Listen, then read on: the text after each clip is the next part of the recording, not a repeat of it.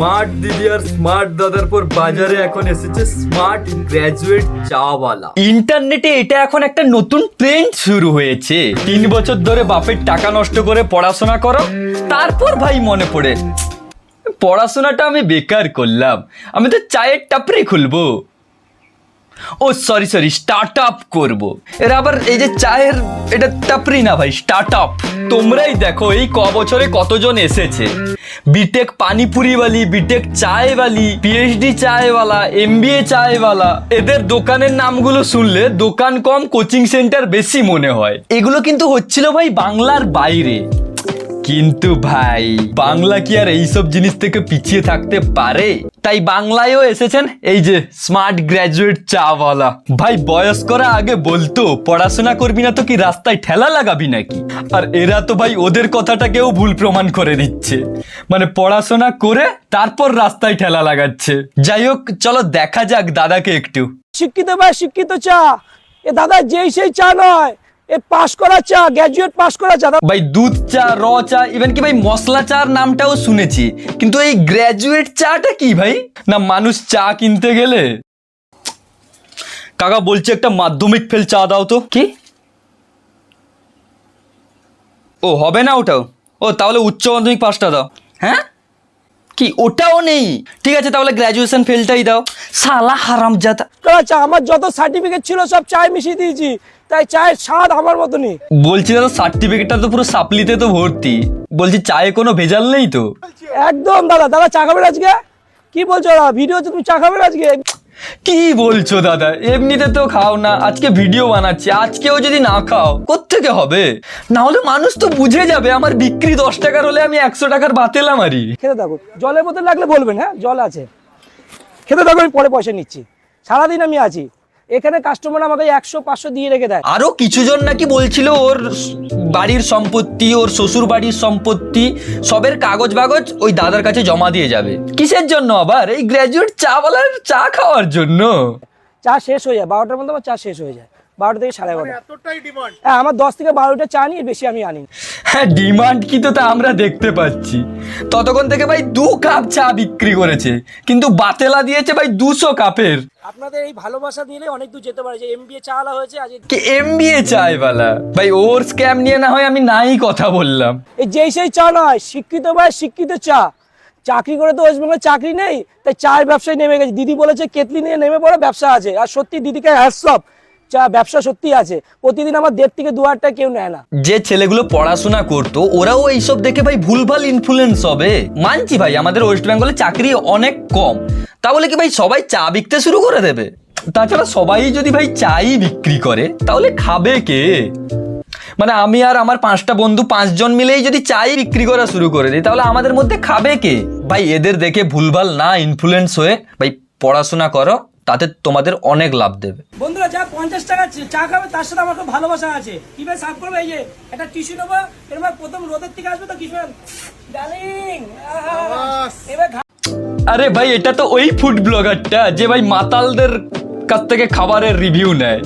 এরা 5 খেয়েছি, পটি গেছি, পটি করেছি, একটা এই মাংস খাচ্ছি, আবার একটা 5 খাবো, আচ্ছা আবার একটা 1 প্লেট 2 প্লেট খাবো, বাস সাবাস, লেটস গো লাভলি হোম।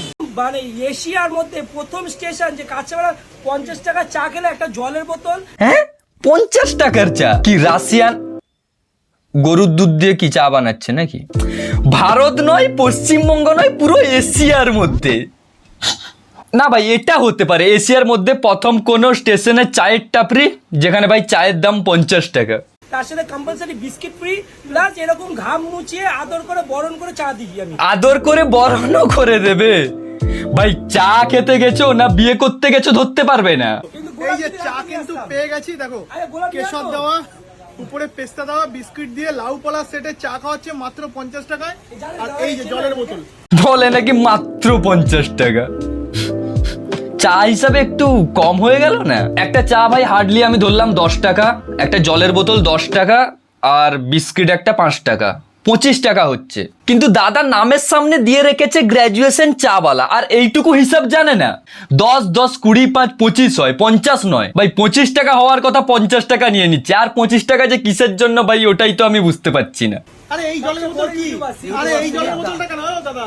এই জলের বোতল তো কোনো জায়গায় পাওয়া যায় না। কি গান্ডু ফুড ব্লগার ভাই। ভাই কোথাও যদি না পাওয়া যায় তাহলে এর কাছ থেকে কোত্থেকে আসবে?